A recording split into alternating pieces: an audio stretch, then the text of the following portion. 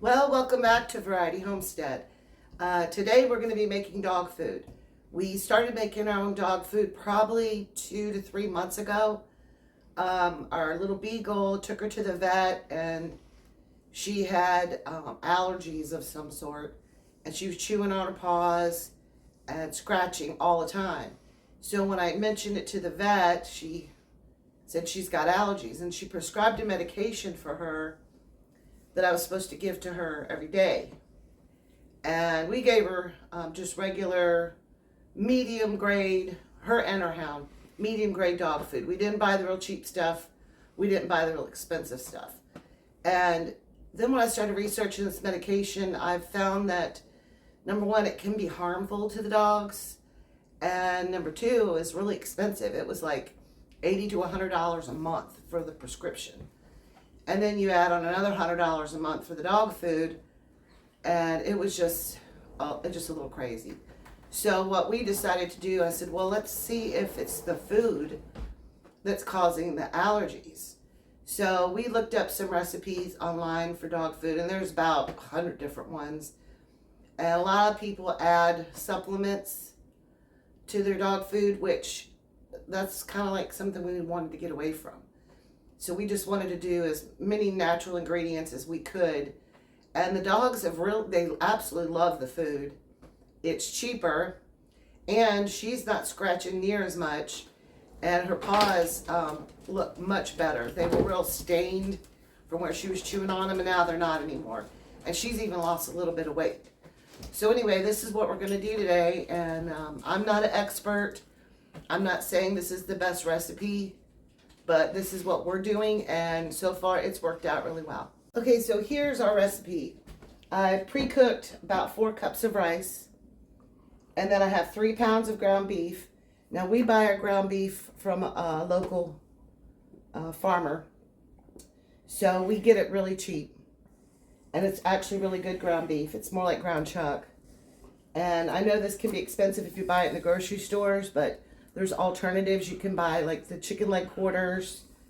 You could buy, or if you find a really good sale on ground beef, you can buy it really cheap.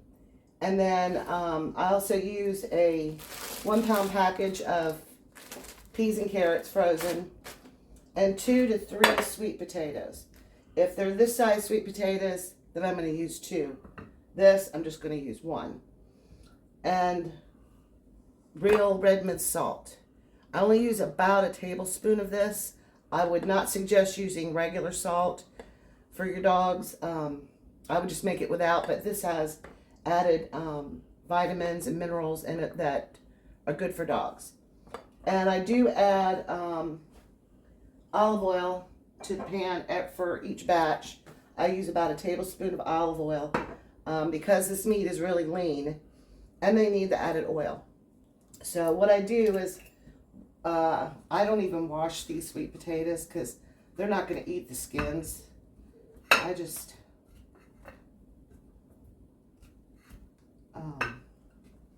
poke holes in them so they don't explode. I had one explode once and it was a mess.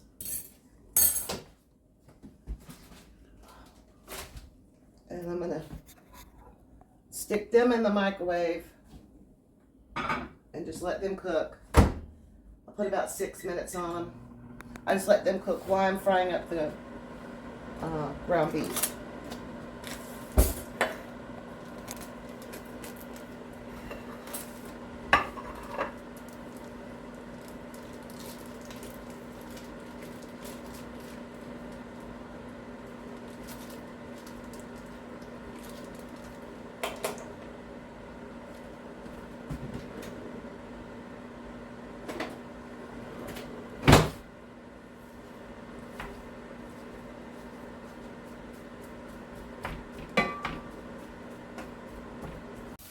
Okay, she's cooked 2 pounds of the ground beef, and now she's cooking the last pound separately because she's going to be adding the vegetables to that. They were frozen. Did you thaw them out? No, not really. They've been sitting out for maybe about half an hour. But what I do is I get this last pound about halfway done, and then I throw the vegetables in. I heat them up, make sure they're cooked all the way through. I want to go over the recipe one more time because I might have said it incorrectly. This was 4 cups of uncooked rice that I cooked. And then right now in here is 2 pounds of ground beef. And here's the last pound. And I use like this one of these big metal pans to mix it all up in. And then I transfer it into a plastic container once it's cooled off. And I've been cooking the sweet potatoes in the microwave. These probably cooked for about 8 minutes. My last one here is much bigger. And so I would either cook 4 smaller, medium-sized, or I would cook 2 big. It just depends on where you go to get these. You know, sometimes the grocery stores only have the big ones. And I found that with these big ones, you can't always get the inside done. So, and you just cook them until they're soft. So on these big ones, I will cut them up, and you can see that's pretty tough still. And I'll microwave it finish microwaving it like that. So I'm going to put this one on maybe about 3 more minutes.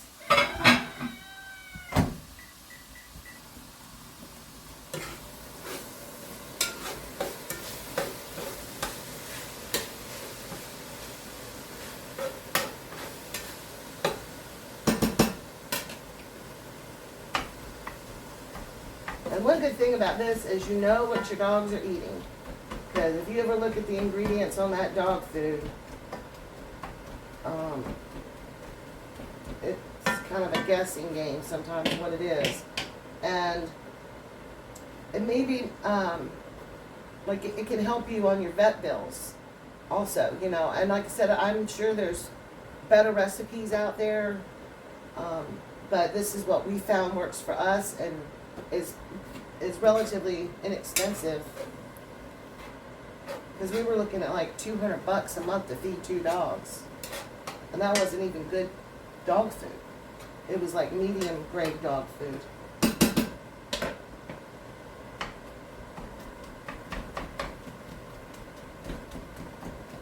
So I'm going to go ahead and add the peas and carrots in there.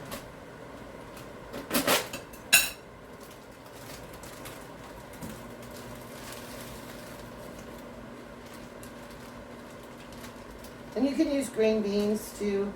You have green beans.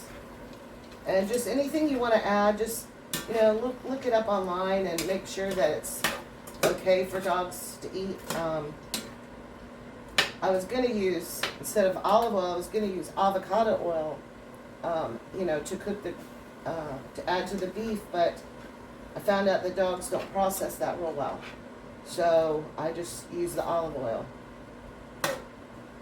Yeah, and some people put a combination of spices in there. They'll put turmeric and various and sundry other spices. We do not do that. Not because it's bad for them, but because the flavor profile, they absolutely go crazy over this dog food. And Debbie mentioned before, our Beagle lost a few pounds. Actually, they both lost some weight because they were getting porky. And Lucy, our Beagle, is back to her weight when we first got her, and she is she's looking really good. And our hound dog Henry, he bulked up big time too because he was getting all that major food, and we started feeding him this, and now he's trimmed up. Don't get me wrong, neither one of them's ribs are showing. They're not starving to death. What do you give them? About a cup each? I give Lucy a cup twice a day, and then Henry gets a cup and a half twice a day. Yeah, he's a much bigger dog. Yeah. He's Yeah. twice the size she she is. probably weighs right now maybe about 22 pounds, 23 pounds. And last time I had him to the vet, he weighed like close to 60. So I would say he's probably down to about 54, 53. Yeah, he's probably lost 10 pounds, close to it. Checking this potato. Be careful because these things are hot. I'm going to cook them a couple more minutes.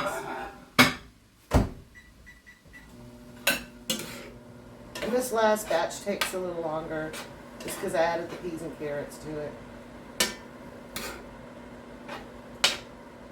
And the whole process takes about an hour and 15 minutes because you can cook the rice while you're doing this also. And cooking the rice is a whole separate video. We'll do that later on.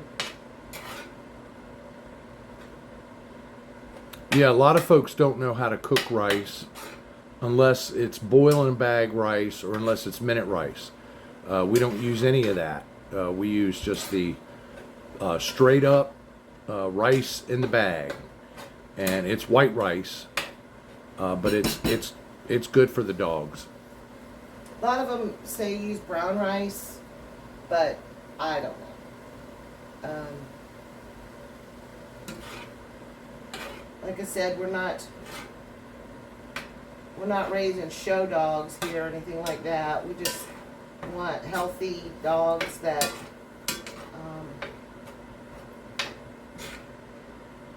like the food that they eat. All of these two like just about anything. But they do go crazy. Like the Beagle's already been in here twice while I've been cooking it because she knows when I'm cooking her food. And I tasted it. It's. I mean, you could eat it. Definitely, it's people food. And years ago, that's all dogs ever got was table scraps. They didn't used to feed dogs manufactured dog food.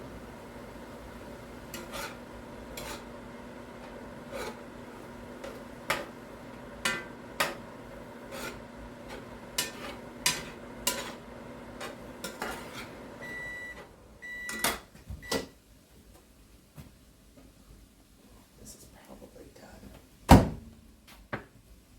Yeah, it's hot. And I cut these just so they're easier to deal with, because they are hot.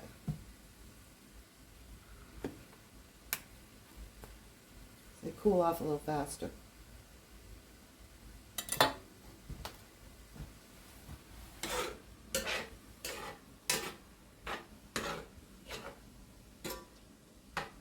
And I'm going to check.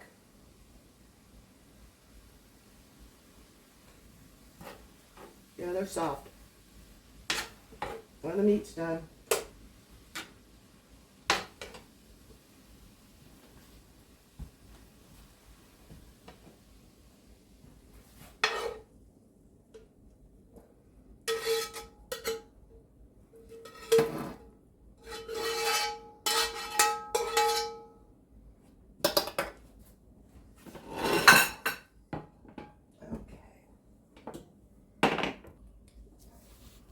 So I'm putting in a tablespoon of the Redmonds. And I guess you could use like pink Himalayan. I just wouldn't give them table salt or iodine salt. And let me get this out of the way.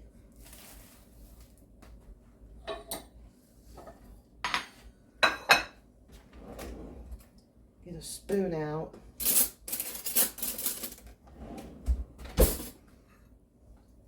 And I usually just put this on a plate so I can kind of mash it up a little bit.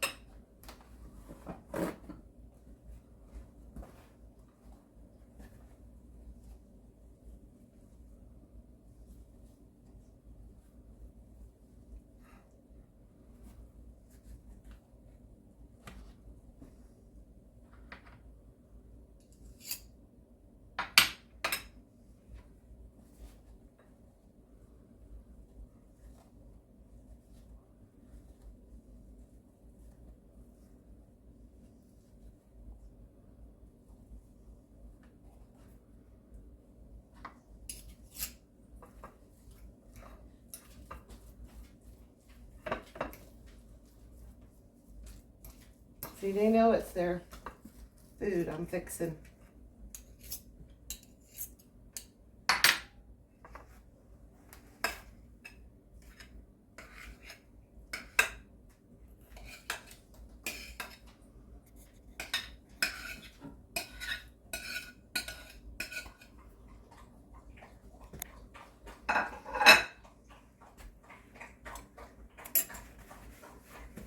Alright, and then I just stir it up. Try to stir it up as much as possible.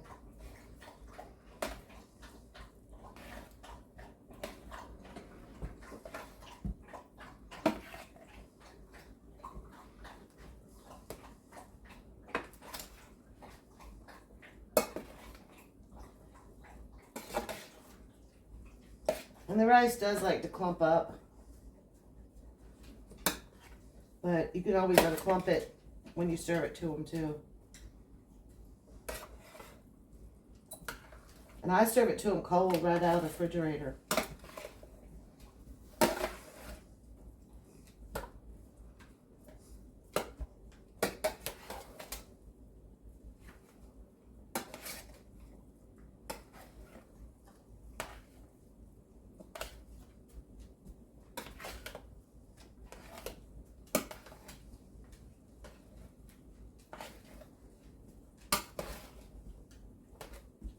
And here's the cool part about it.